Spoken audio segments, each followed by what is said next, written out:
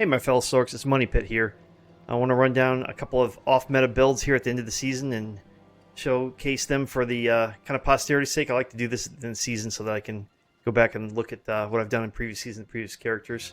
So we're going to start here with the Frozen Orb Sork, and we're going to run a Pit 83 really quick and showcase that capability. Then we'll run through the skills, Paragon, and gear. Pretty happy with Season 10. Chaos Armors are a really great opportunity for theory crafting. I think it's one of the key elements that attracts me to ARPGs. And also when we start the season, when things are fresh and no one has it all figured out yet. That's the fun time.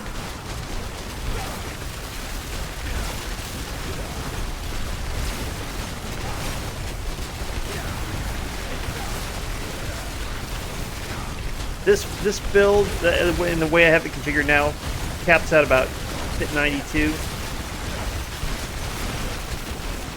Clears open world, no problem. Not running teleport on either of these two builds, so they're not going to be anywhere near a ball lightning build. Still incredibly fun.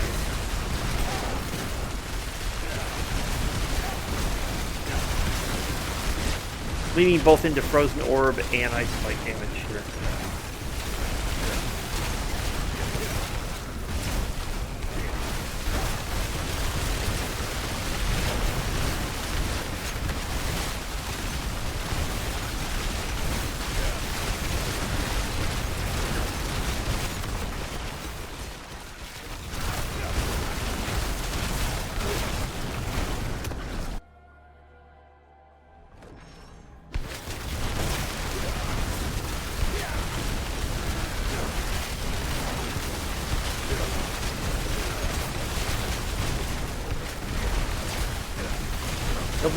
This was supposed to be one of the best builds Season 11. And I think many of us tested this on the PTR, and it was not getting anywhere near what Cracking Energy was doing. So it'll be very interesting to see where we end up.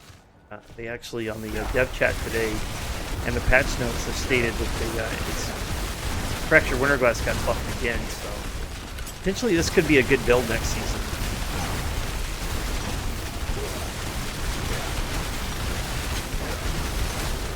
I did find it interesting that they moved the season start till the night before PoE 2. So, good time to be an ARPG player, right? Not a good time for sleep though on Thursday and Friday. I'll definitely be putting some good time in on Thursday night. I'm in East Coast US side, so it'll be almost midnight when we get to kick off. And then, of course, on Friday we have PoE 2. I think that's going to be at 2 p.m. Eastern Time.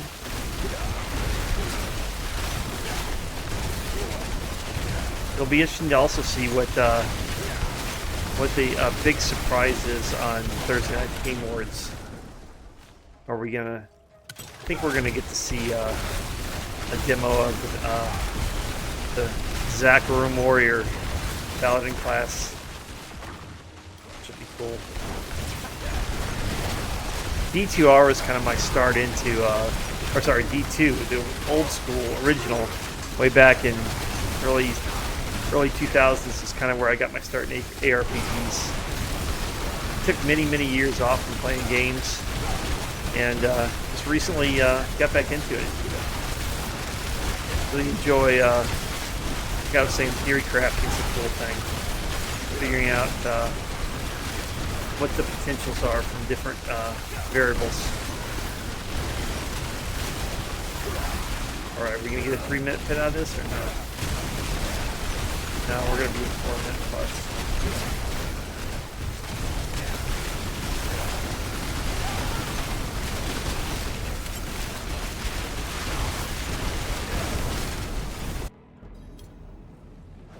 Minutes. Wow. Oh, not her. What? This build's so tanky. Just stay in the middle of all the damage. Doesn't matter.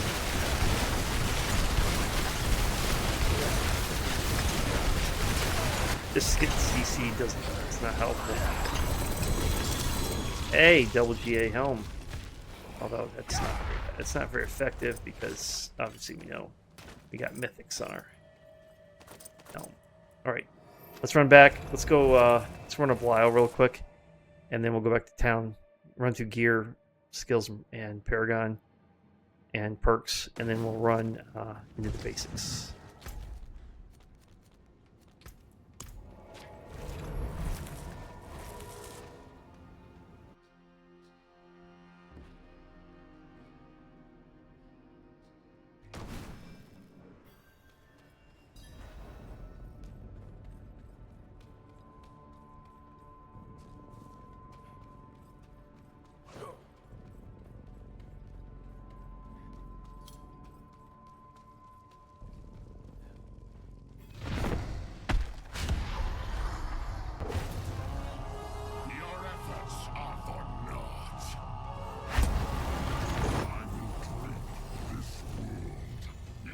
I did find this season interesting in the fact that typically masterworking is all about stashing up as much object as you can, but gold seriously limiting the season. I think that they did mention we're going to have serious amount of buffs of gold next season, so we'll see what happens there.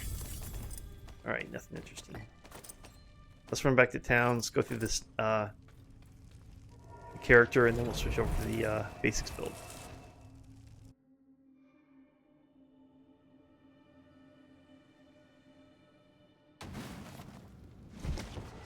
Yeah, so start with skills. Start with enchantments, Frozen Orb enchantment, and Frost Nova enchantment.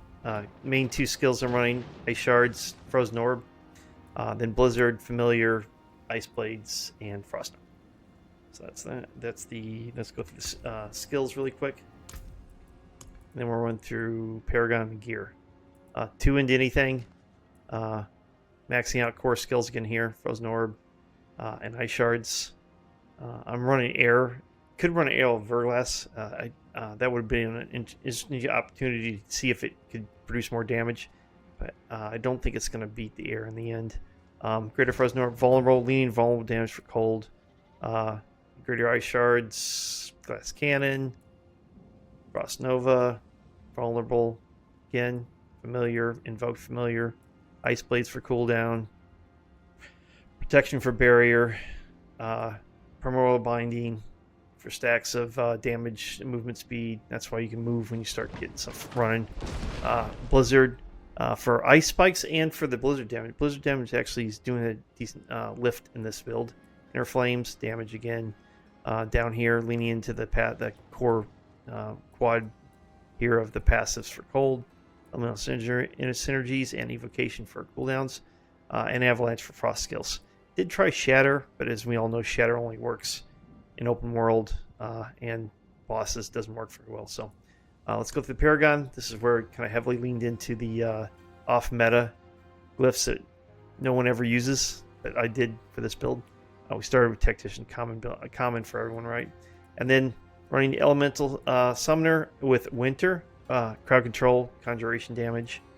Next one over is Enchantment Master with Stalagmite for Ice Spike damage. Then running down here into the Icefall board for increased frost skills. And then control, obviously we're CCing stuff all the time. And then Frigid Fate, last board with Exploit for vulnerable damage. So walk you through that. I guess we'll go through the. I'm going to run through this one time because everybody knows we're going to Subo for map pack, and then Variana Bloodthirst for attack speed.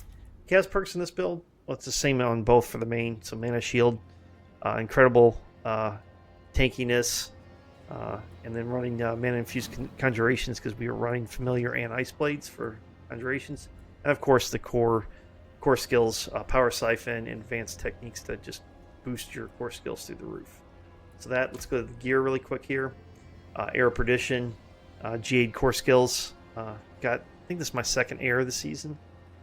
Was lucky to get the G8 air. I've not been lucky in terms of trying to triple crit that core skills. I think I spent over $1.5 billion gold and 300,000 obdicite. Pretty much gave up. I got lucky in other areas.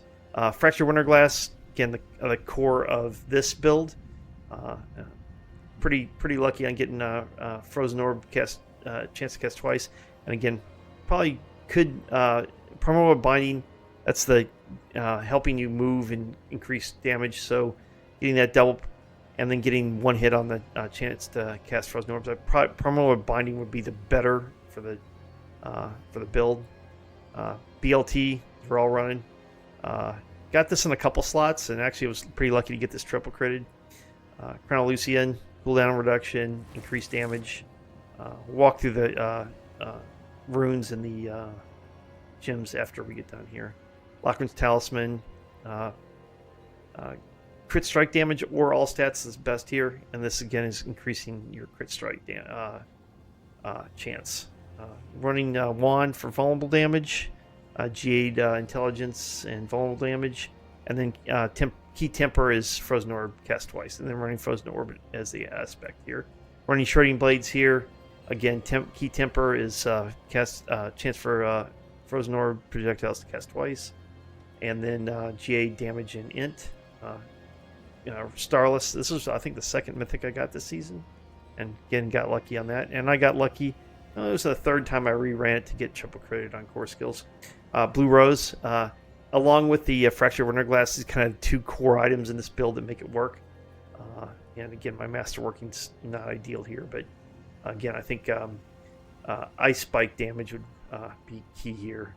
But again, you can see as we're doing in terms of how we cast, and then Amulet with Control as the aspect, and then got Permafrost, and then it's only missing the GA on Intelligence. Otherwise, it would be pretty good. So, okay, let's switch over to the other build, the basics build, and we're running a little bit higher pit because I think that that's a little bit better build.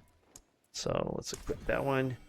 Let's go ahead and change our skills, our perks over. So in this case, we're going to run Crazy Brew for attack speed, and then we're going to run Explosive Combinations, and then we're going to run Unstable Power for all the basic skills, crit and overpower. So let's get in here. Let's run. Let's jump this up. Let's just run a pit 89. This was a little bit higher ceiling for this character, but still, I think where that one got to 92, I think I got this one to 96. That's kind of where it topped out. But running 15-minute pits is not fun.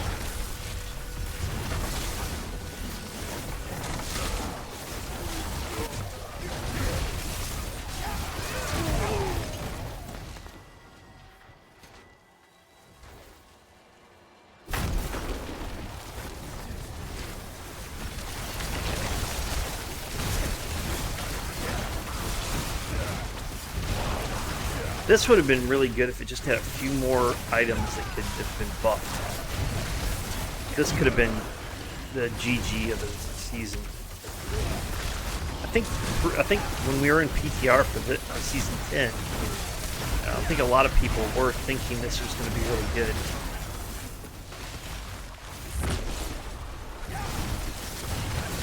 I think we've always tried to get a basic skill build up and running.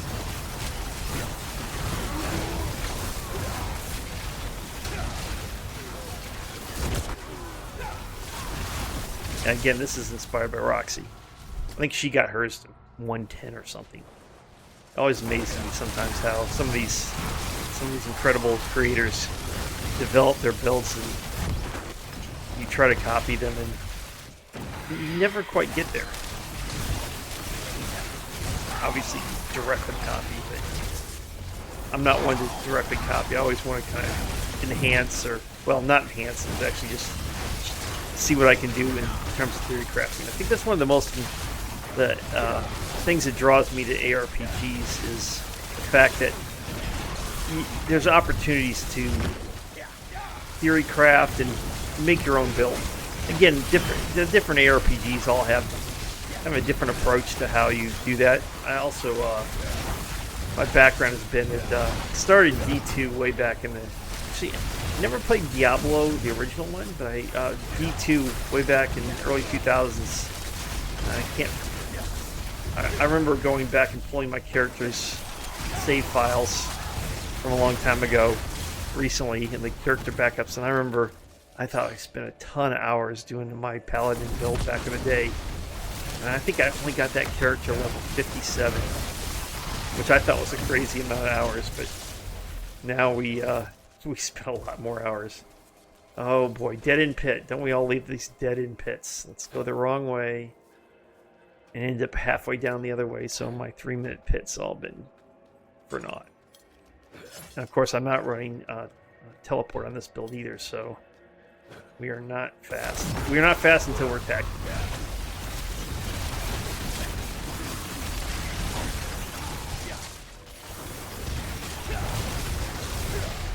There we go.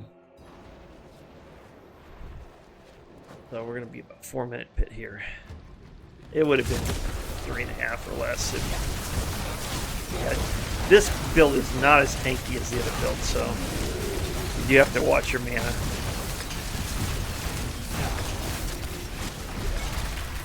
Alright, there we go. Anything interesting? No, not much in here. Oh, no, jack full anyway. Alright, so let's go and let's run a Belial like we did on the other character, and then we'll wrap it up.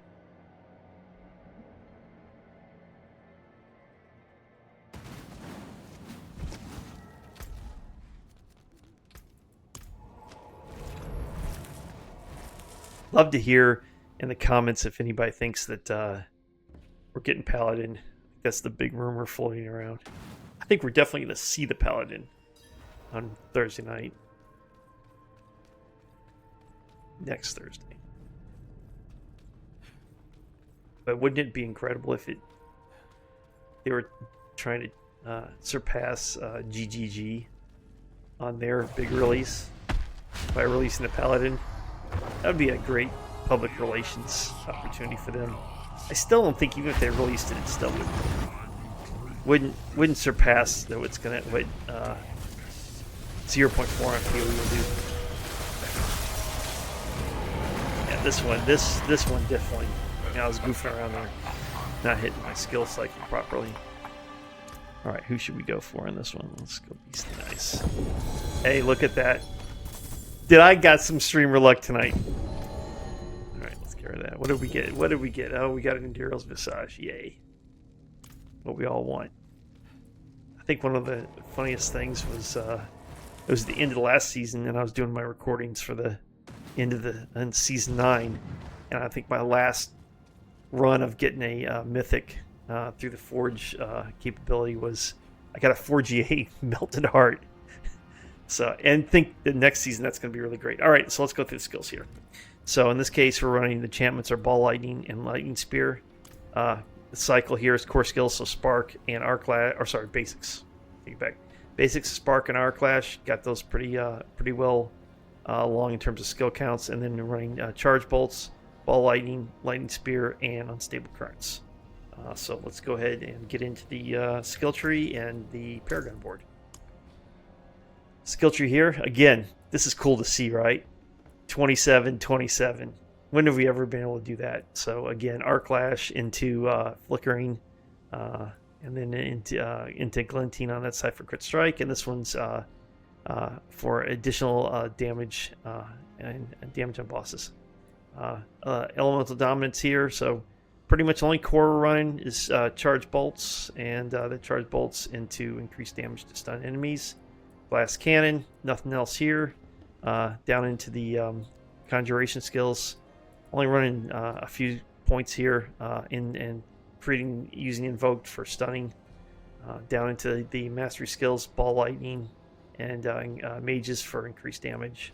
And Shocking Impact for increased damage. And also a few into Static Discharge for Crackling Energy. Well, Crackling Energy is the key of this build, definitely.